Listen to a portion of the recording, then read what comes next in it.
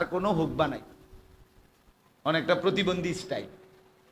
কি করে না করে কিছুই বোঝেন, কেন করছে তাও জানেন, আসলো কোত্থেকে যাবে কোথায়, পরিচয় কি, কর্তব্য কি, কি উচিত কি না উচিত কিছুই বোঝে না। আড্ডা দিতে শুরু করছে তো দিতেই আছে, মোবাইল টিপতেছে তো টিপতেই আছে, ছবি দেখতেছে তো দেখতেই আছে, কোনো হুঁশ ঘুষ নেই। পেশাবে ধরছে তো এক কান দিয়া চেইন খুললা পেশাব করে দিছে, খালাস। এটা কেউ দেখে না না দেখে, এটা কি রাস্তা না বাড়ি না হাট, এত কিছু আমার মতো ধরছে, আমার মতো না দরকার। এই যে বর্বরতা, মূর্খতা, আহাম্মকি, এর কারণটা কি? মূলত সে গাফেল, মূলত সে কি বলেন, তার কোনো অনুভূতি নাই, ফিকির নাই, বুদ্ধি বিবেচনা নাই, বুদ্ধি বিবেচনা। এজন্য এটা বড় নিয়ামত, আল্লাহ তাআলার অনেক বড় নিয়ামত, আত্ম উপলব্ধি কারো মধ্যে থাকা, আত্ম উপলব্ধি অর্থাৎ নিজেকে নিজে চেনে, নিজেকে নিজে বুঝে, এটা অনেক বড় নিয়ামত, অনেক সৌভাগ্য, এটা অনেক বড় সৌভাগ্য। একটা ছোট্ট উদাহরণ দেই। রাসূলুল্লাহ সাল্লাল্লাহু আলাইহি ওয়াসাল্লামের একজন সাহাবী ছিলেন 10 বছর বয়সী আব্দুল্লাহ ইবনে জুবায়ের রাদিয়াল্লাহু তাআলা আনহু। হযরত আব্দুল্লাহ ইবনে জুবায়ের, হযরত আবু বকর সিদ্দিক রাদিয়াল্লাহু তাআলা আনহুর একজন মেয়ে ছিলেন, ওনার নাম ছিল আসমা রাদিয়াল্লাহু তাআলা আনহা। আসমা আয়েশা রাদিয়াল্লাহু তাআলা আনহার বড় বোন, বুঝছেন? এই ওনার ছেলের নাম হলো আব্দুল্লাহ ইবনে জুবায়ের, ওনার স্বামীর নাম হলো জুবায়ের, ওই আসমার স্বামী আব্দুল্লাহর বাবা, উনিও সাহাবী ছিলেন, ছেলেটাও সাহাবী ছিল। নবী সাল্লাল্লাহু আলাইহি ওয়াসাল্লাম যখন মক্কা থেকে হিজরত করে মদিনায় আসছেন, মদিনায় মুসলমানদের মানে মুহাজির যারা মক্কা থেকে আসছে মদিনায়, তাদের প্রথম বাচ্চা যেটা জন্ম নিছে এই হলো এই ছেলেটা আব্দুল্লাহ ইবনে জুবায়ের। সবাই খুব খুশি হয়েছে যে এই প্রথম সন্তান মদিনায় মুহাজিরদের। তো এই আব্দুল্লাহ ইবনে জুবায়ের 10 বছর বয়সে ছোটবেলায় একদিন আরো কয়েকজন ছেলের সাথে রাস্তার পাশে খেলতেছিলেন কিছু। তো এই সময় হযরত ওমর রাদিয়াল্লাহু তাআলা আনহু দূর থেকে আসতেছিলেন। বাকি ছেলেরা ওনারে দেইখা, যেহেতু ওমর রাদিয়াল্লাহু তাআলা আনহুর ব্যাপারে আপনারাও জানেন, ওনাকে সবাই ভয় পাইত, বা রব, খুব বেশি প্রভাব গাম্ভীর্য ছিল ওনার মধ্যে, চেহারার মধ্যেই ভীতি কাজ করত। এটা আল্লাহ তাআলার নিয়ামত ওমর রাদিয়াল্লাহু তাআলা আনহুর উপর। নবী সাল্লাল্লাহু আলাইহি ওয়াসাল্লাম বলছেন, ইন্নাশ শাইতানা লা ইয়াখাফুক, ওমর শয়তানও না তোমারে ভয় পায়, তোমারে ভয় পায়। তো বাকি ছেলেরা ওমর রাদিয়াল্লাহু তাআলা আনহুকে দেখে দৌড় দিয়া পলায়া গেছে, এদিক সেদিক চলে গেছে। তো উনি রাস্তার এক পাশে আব্দুল্লাহ ইবনে জুবায়ের, এই ছোট মিয়া একা দাঁড়ায় আছে। হযরত ওমর রাদিয়াল্লাহু তাআলা আনহু আসছেন, তো আব্দুল্লাহ ইবনে জুবায়ের সালাম দিছেন। ওমর রাদিয়াল্লাহু তাআলা আনহু সালামের জবাব দিছেন, জিজ্ঞেস করলেন তোমার বন্ধুরা কোথায়, সাথীরা কই? পরে আপনারে দেখা পলাইছে। তখন এই কথাটা খেয়াল করেন, তখন ওমর রাদিয়াল্লাহু তাআলা আনহু বললেন, তুমি পলাইলা না, তুমি দৌড় দিলা না। এই তখন তিনি বললেন, আমি এমন কোনো অপরাধ করি নাই যে জন্য আপনাকে ভয় পাইতে হবে। রাস্তা, দ্বিতীয় কথা, রাস্তা এতটা সংকীর্ণ নয় বা আমি আটকাই নাই যে আপনি হাইটা যাইতে পারবেন না, তা আমি কেন দৌড়ামো? আমি তো অপরাধী না, আমার উপলব্ধি আছে যে আমি অপরাধ করি নাই, কোনো পাপ অন্যায় করি নাই, তো আমি কি লেগে দৌড় দিব? হযরত ওমর রাদিয়াল্লাহু তাআলা আনহু ওনাকে বুকে জড়াইয়া মাথায় হাত বুলাইয়া বলছিলেন, আব্দুল্লাহ একদিন তুমি বাদশাহ হবে। ঠিকই, পরবর্তীতে সাইয়্যিদুনা আমির মুআবিয়া রাদিয়াল্লাহু তাআলা আনহুর ইন্তেকালের পরে ইয়াজিদের আমলে হযরত আব্দুল্লাহ ইবনে জুবায়ের রাদিয়াল্লাহু তাআলা আনহু পুরা হিজাজ জাজিরাতুল আরব অংশের খলিফা ছিলেন, বাদশাহ হয়েছে। এই যে উপলব্ধি উনি বুঝছেন নিজের ছোট্ট বয়সে, নিজের পরিচয়, নিজের উপলব্ধি শানিত সুন্দর, এটা অনেক বড় নিয়ামত। আত্ম উপলব্ধি বলেন তো এই শব্দটা কি? নিজেকে চিনা, নিজেকে বুঝা। আরেকটা উদাহরণ বলি। আজকে ওই চেয়ারম্যান সাহেব, মাশাআল্লাহ, নওজোয়ান চেয়ারম্যান জনাব শামসুজ্জামান খান মাসুম, সুন্দর নাম। তো বলতেছিলেন একটা কথা, জ্ঞান বিজ্ঞানের সব শাখা, সত্যিকার অর্থে এটাই বাস্তবতা। এই পৃথিবীর আধুনিকতার সমস্ত জ্ঞান, আজকের চিকিৎসাবিদ্যা, আজকের জ্যোতির্বিদ্যা, আজকের পদার্থবিদ্যা, রসায়নবিদ্যা, জীববিজ্ঞান সহ, মহাকাশ সহ সমস্ত কিছু মুসলমানের হাতে শুরু করা। এটাই সত্য, এটাই ইতিহাস, এটাই চিরন্তন বাস্তবতা। 850 বছর এক টানা মুসলমানরা স্পেনে, আন্দালুস, স্পেনের মধ্যে ইউরোপের একটা অংশ, স্পেনের মধ্যে একদিন দুই দিন না, 850 বছর টানা মুসলমানদের হাতে খেলাফত, বাদশাহী ছিল। গোটা পৃথিবীর সমস্ত জ্ঞান বিজ্ঞান, আধুনিকতা, গবেষণা সব কিছু স্পেনের মাটিতে এই 850 বছরের ভিতরে মুসলমানদের হাতে হয়েছে। কর্ডোবা, গ্রানাডা, বার্সেলোনা, এগুলো সব স্পেনের গুরুত্বপূর্ণ এলাকা। এই যে ফুটবল টিম আছে বার্সেলোনা, স্পেনের, এটা টিমের নাম না, এটা এলাকার নাম। তো এই আজকে ফুটবল টিমের নামে পৃথিবীর সবচেয়ে বেশি দামি ক্লাব, ফুটবল ক্লাব স্পেনে। পৃথিবীর সবচেয়ে দামি দামি ফুটবল খেলোয়াড়রা স্প্যানিশ কোনো ক্লাবে খেলতে পারাটাকে সৌভাগ্য মনে করে। এটা কপাল, সান কপাল। স্পেনের কোনো ক্লাবে কি পাইছি? চান্স পাইছি। অথচ এই স্পেন এক সময় ছিল ফুটবলের জন্য না, জ্ঞান বিজ্ঞান, পৃথিবীর সমস্ত আধুনিক জ্ঞান বিজ্ঞানের কেন্দ্রভূমি ছিল স্পেন, এবং সেটা মুসলমানরা করছে।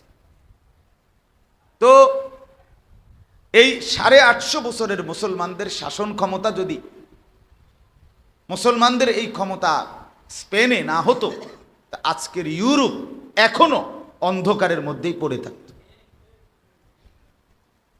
এটার একবারে দলিল ভিত্তিক প্রামাণ্য ঐতিহাসিক নথিপত্র সহ একবারে বিএস সিএস আরএস, বুঝলেন নাই, এই লইয়া হিসাবপত্র আমার কাছে আছে।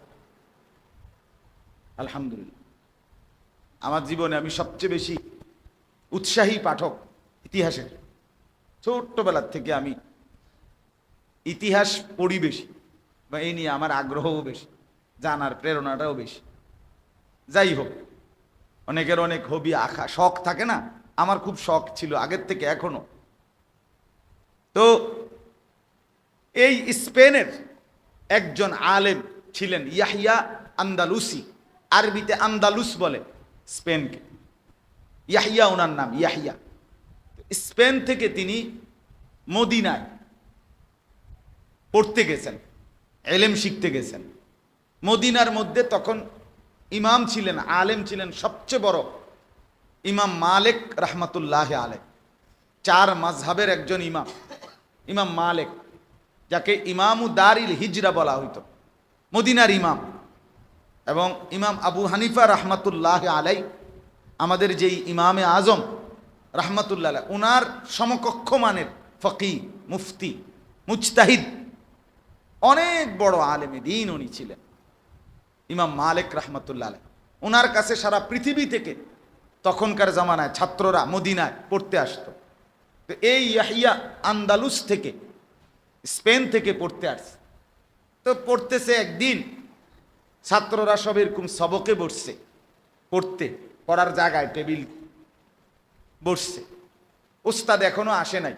হঠাৎ করে এক কোনায় আওয়াজ উঠছে, হাতি আসছে, হাতি হাতি হাতি আসছে আর কি। মানুষের গ্রামে হাতি ঢুকছে, খেলা দেখাইতো। ছাত্র সব হুড়হুড় করে দিছে দৌড়, কি দেখতে? হাতি দেখতে। কিন্তু এই যে স্পেন থেকে যেই ছেলেটা আসছে ইয়াহিয়া, সে জাগাত বসা ছিল। একটু পরে ইমাম মালিক রহমতুল্লাহ আসছেন, আইসে বললেন তালেব এলেমরা কই, ছাত্ররা কই? উনি একজনকে জিজ্ঞালেন, বললেন হজরত তারা হাতি আসছে, হাতি দেখতে গেছে, দিছে দৌড় হাতি দেখতে। ইমাম মালিক রহমতুল্লাহ আলাইহি বললেন তুমি যাও নাই হাতি দেখতে? এই কথাটা লক্ষণীয়। নওজওয়ান শোনো ভাইয়া, ইয়াহিয়া আন্দোলসি, স্পেনের এই ইয়াহিয়া, তিনি বললেন হজরত সুদূর স্পেন থেকে এই মদিনায় হাতি দেখতে আসি নাই, এলেম অর্জন করতে আসছি। কি অর্জন করতে আসছি? এলেম অর্জন। ইমাম মালিক রহমতুল্লাহ আলাইহি এই ছাত্রকে মাথায় হাত বুলিয়ে বলছিলেন, আনতা আকালুল আন্দালুস, ও চিরেই তুমি হবে স্পেনের সবচেয়ে বড় জ্ঞানী। আকাল ইসমে তাফদীল, পরবর্তীতে সত্যি তিনি হয়েছেন স্পেনের সর্বশ্রেষ্ঠ আলেম। এই যে উপলব্ধি, আমি কেন আসছি? আমি হাতি দেখতে আসিনি। যুবক বন্ধু, তুমি মোবাইল টিপতে আসো নাই। তোমার মা তোমারে দুধ খাওয়াইয়া 2 বছর মোবাইল টিপতে বড় করে নাই, নর্তকী দেখার জন্য বরণ করে নাই, ভিন নারী দেখার, অসভ্য ছবি দেখা, নোংরা নাচ গান দেখা, অশ্লীল দৃশ্য দেখা, সারা দিন সারা রাত মোবাইলের মধ্যে পড়ে থাকা, নারীকে নিয়েই ব্যস্ততা, নারীকে কেন্দ্র করেই শাহওয়াত, সারাক্ষণের কল্পনা, আবেগ, অনুভূতি, শুধুই নারীকে নিয়ে। একবার নারীর ছবি, একবার নারীর নাচ, একবার নারীর উলঙ্গ দৃশ্য, একবার জিনা, একবার ব্যভিচার, একবার অবৈধ প্রেম, একবার আলাপচারিতা, একবার পার্কে, একবার রেস্তোরাঁয়, একবার বিনোদন কেন্দ্রে, একবার হোটেলে, একবার বারে, একবার কক্সবাজারে, একবার পদ্মার পারে, একবার ব্রিজের কোনায়, একবার কোনো বিনোদন কেন্দ্রে। এই শুধুই নারীকে নিয়ে জীবন, নারীকে নিয়ে ভাবনা। এটা কোনো মানুষের পরিচয়, এটা কোনো হিংস্র জানোয়ারের পরিচয়ও হইতে পারে না বেটা। মানুষ তো দূরে থাকবে। জীবন শুধুই কেবল আল্লাহ তাআলা আমাদেরকে পৃথিবীতে পাঠাইছেন শুধু বেডির লেগিয়া। জিন্দিগি মানে বেডি। তো তুমি এটা কি বুঝলা? সারা দিন একটা মিনিট, সারা দিন মোবাইলের মধ্যে তাহলে করোটা কি? তোমারে খোদা এই জন্য বানাইছিল মিয়া? ছি ছি ছি, এদ্দুর বিবেকও যদি না হয়, এদ্দুর উপলব্ধিও যদি না হয়, তুমি তো প্রতিবন্ধী, তুমি তো মানসিক বিকারগ্রস্ত, তুমি তো অ্যাবনর্মাল, সুস্থ না, স্বাভাবিক না। তোমার তো চিকিৎসা নেওয়া উচিত, তোমার তো ভালো ডাক্তার দেখা উচিত, মানসিক ডাক্তার। এজন্য বাপ, আপনাদেরকেও বলি, বাবাদেরকেও বলি, বয়সকালের মুরব্বী, জিন্দিগি পুরা শেষ করে দিলেন 10 বছর চার দোকানে। জীবন মানে চায়ের দোকান, বিড়ি, সিগারেট, টেলিভিশন, নাটক, সিনেমা, জান চলে না, শরীর চলে না, বয়স দুর্বল, কিন্তু টেলিভিশন দেখা ছাড়ে না। চা দোকানের আড্ডা, বাপরে বাপ, বুড়া বাঁকা হইয়া গেছে, কাশতে কাশতে বেঁকা হইয়া গেছে। মাগার বেডি সাউন্ড কমে না, ছাড়ে না। বাস আর কয়দিন দেখেই যাই, আরে শেষ বয়স, মরে গেলে তো আর দেখলাম না।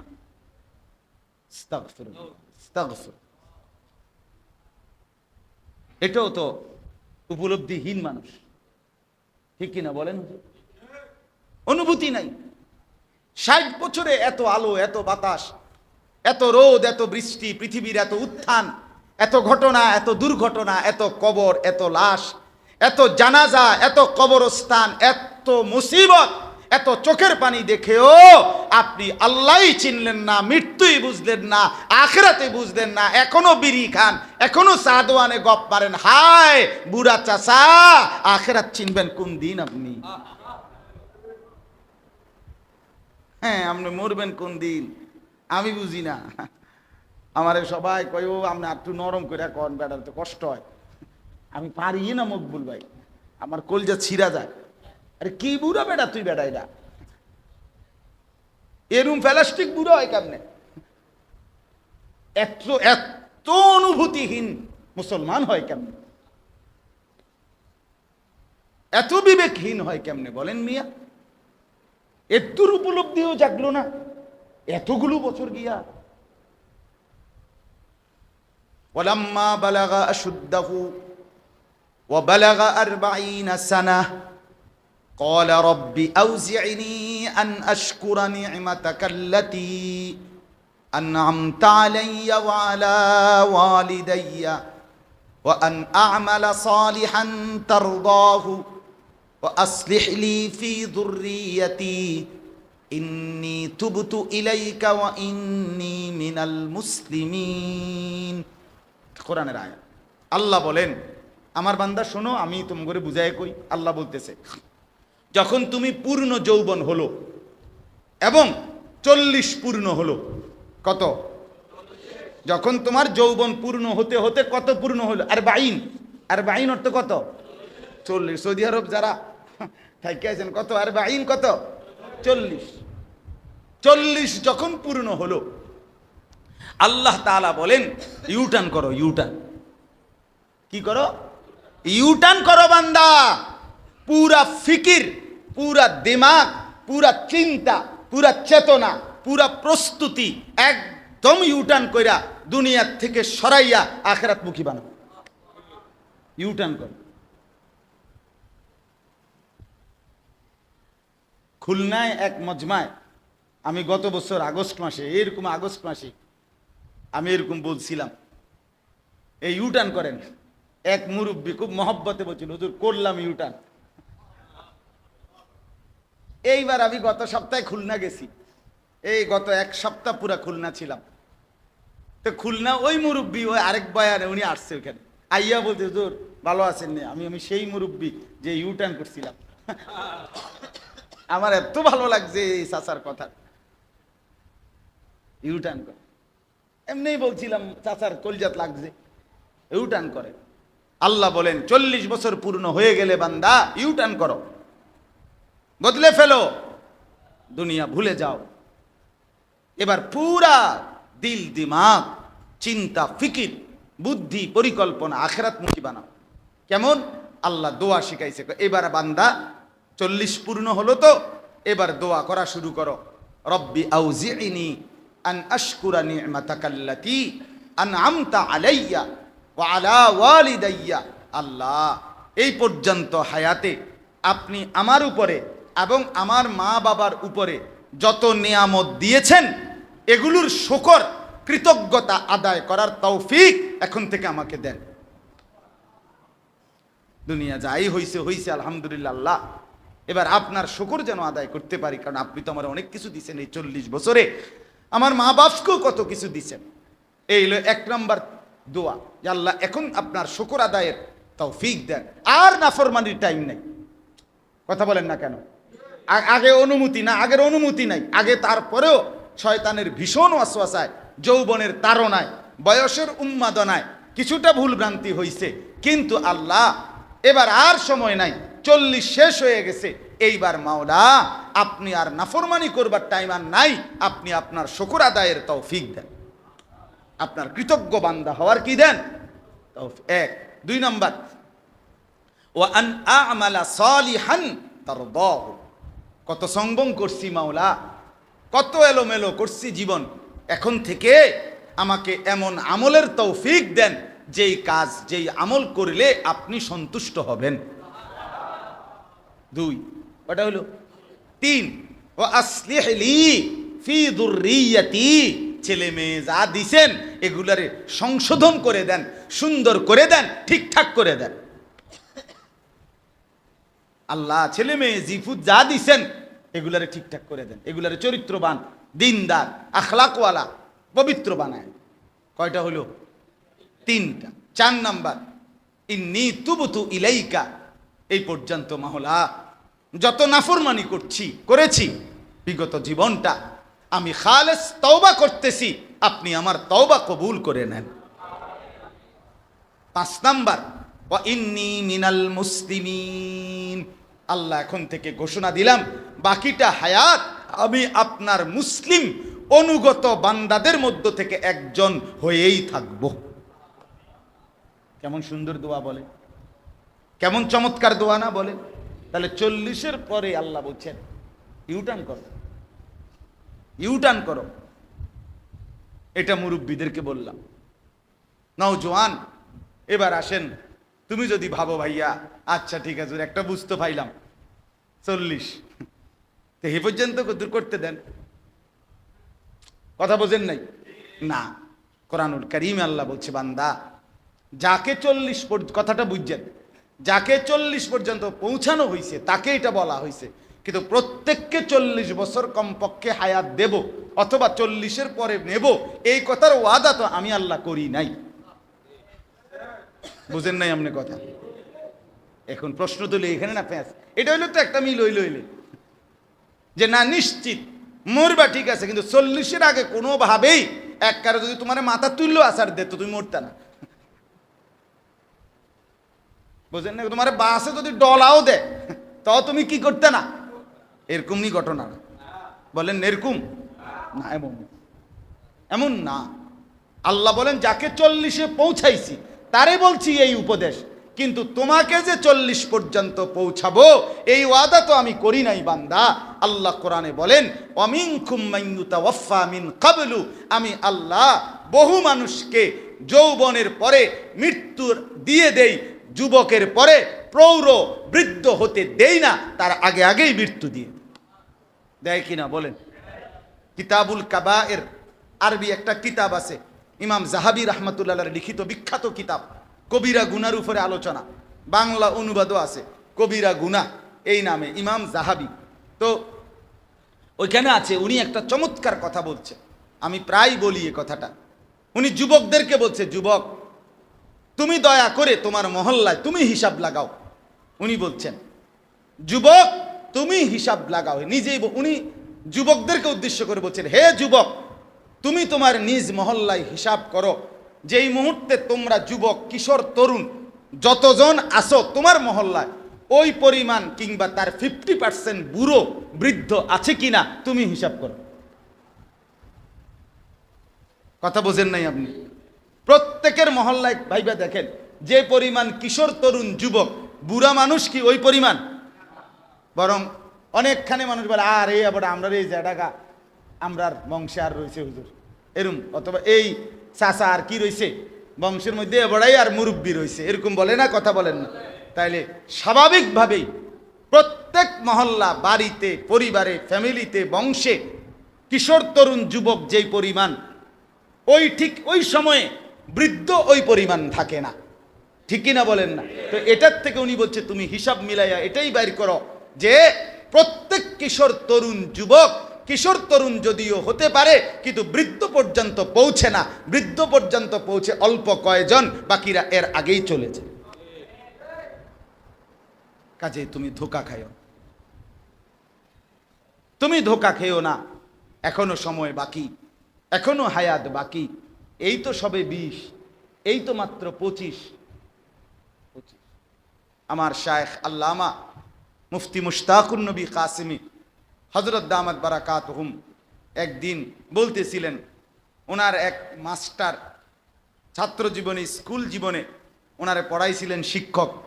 তো হুজুরের যখন বিবাহ শাদী করে, হুজুরের 2 ছেলে খুব সময় তখন হইছে, তখন হুজুরের সাথে ছোটবেলায় স্কুলে ওই স্যারের মেয়ে পড়তো, মানে হুজুরের এটা সাথে পড়তো। তো স্যারের এই হুজুরে বহুদিন পরে যখন এই দেখা হইল, তো কথায় কথায় জিজ্ঞাসা করছে, স্যার আপনার মেয়েটা ভালো আছে তো, ছেলে পেলে কয়জন?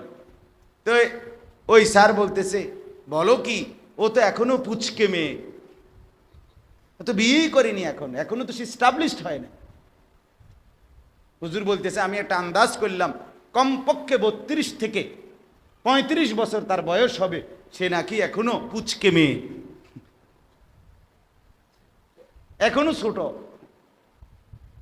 তার মানে যে নিজের ব্যাপারে এটা ভাবে যে আমি তো এখনো ছোট, এখনো অল্প, আমার এখনো লম্বা সময় দেরি আছে, বাকি আছে, এটা কি বোকামি ছাড়া আর কিছু বলে? আহাম্মকি ছাড়া। এজন্য ভাই আমার, জওয়ান বন্ধু, বিশেষ করে তোমাদেরকে বলা, নওজওয়ানের প্রতি আমার স্বপ্ন বেশি, আশা বেশি, আকাঙ্ক্ষা বেশি। এই জন্য আমি বিশেষভাবে বললাম, যৌবন নিয়ে কেউ যেন আমরা ধোঁকা না খাই। একে তো যৌবন বৃদ্ধ হওয়ার কোনো নিশ্চয়তা নাই, দ্বিতীয়ত যৌবন অবস্থায় পূর্ণ সুস্থ থাকার কোনো নিশ্চয়তা নাই। যুবক মানুষ হসপিটালে নাই, কথা বলেন না কেন? আমি একবার জীবনে পঙ্গু হসপিটালে ঢাকা গেছিলাম, আমার শায়েখ আল্লামা মুফতি মুশতাকুর নবী সাহেবের পাও ভাঙছিল, ওনার অপারেশন হয়েছিল পঙ্গু হসপিটালে, তখন দেখতে গেছিলাম, একবারই গেছিলাম। আহা, আমি পুরা ওয়ার্ড ঘুরে ঘুরে ঘুরে দেখছিলাম, চোখের পানি ধরে রাখতে পারি নাই। মানুষের বিপদ, কি পরিমাণ আহত পঙ্গু মানুষ। এমনও লোক আমি নিজ চোখে দেখছি, আস্তা শরীরটা আপনার কোমরের দিক দিয়ে বেল্ট দিয়ে টাঙ্গাইয়া রাখছে, বলতেছে 21 দিন 41 দিন ধরে, 2 মাস ধরে টাঙ্গানো। এরকম এই পরিমাণ আহাজারি, চিৎকার কান্না, এর অধিকাংশই নওজোয়ান যুবক। তুমি নিজ চোখে দেখো, পত্রিকার মধ্যে আমি নিজে পড়ছি, বাংলাদেশে প্রতিদিন গড়ে 5 থেকে 6 জন যুবক মোটর সাইকেল অ্যাক্সিডেন্টে হয় ভীষণ আহত হয়, নয় মারা যায়। পাগলা কুত্তার মতো মোটর সাইকেল চালায়, কুকুর পাগল হয়ে গেল, এত জোরে চালায় না, আরে এত জোরে দৌড়াইতে পারে না। আমার সন্তানরা, আমার যুবক বন্ধুরা যেই পরিমাণ তুফানের মতো, একেবারে বিনা কারণে, শুধু একটাই কারণ, এটা লাইভ হচ্ছে। আমি জিজ্ঞাসি, এটা লাইভ হয় মানে এই মোটরসাইকেলটা যে এত দূরে চালায়, ঢাকার থেকে ছাড়ে, পিছনে একটা যুবতী মেয়ে নিয়ে কক্সবাজার গিয়া থামে, এই পুরাটা রোডে এটা লাইভ হয় তার, অর্থাৎ তার ওই মাথাত লাগায় যেটা কি হেলমেট, এটার মুখে, এটার সামনে কি আছে, ভিডিও আছে, ক্যামেরা আছে, অথবা ওই স্টিয়ারিং এর সামনেই এখানে কি আছে, ভিডিও আছে। এইটা ভিডিও লাইভ হইতেছে, সারা দেশবাসী দেখাইতেছে যে পৃথিবীতে এই প্রথম জন্তু, এই প্রথম জীব যিনি মোটরসাইকেল চালাইতেছেন, সারা বিশ্ববাসী তাকাইতেছে হাতের দিকে। আর মাইকে মানুষের কোনো কাম নাই, তোমার বইয়ে বইয়ে মোটরসাইকেল চালানিছে, মানুষে আর সব বেকার গুমজা। কথা হইল কোনো, মোটরসাইকেল কি পৃথিবীর কোনো আশ্চর্য কিছু? কথা বলেন না কেন? মোটরসাইকেল চালানোই বা খুব আশ্চর্য কিছু, তো এইটার আবার লাইভ হইবে কি, এটার ভিডিও কি? তা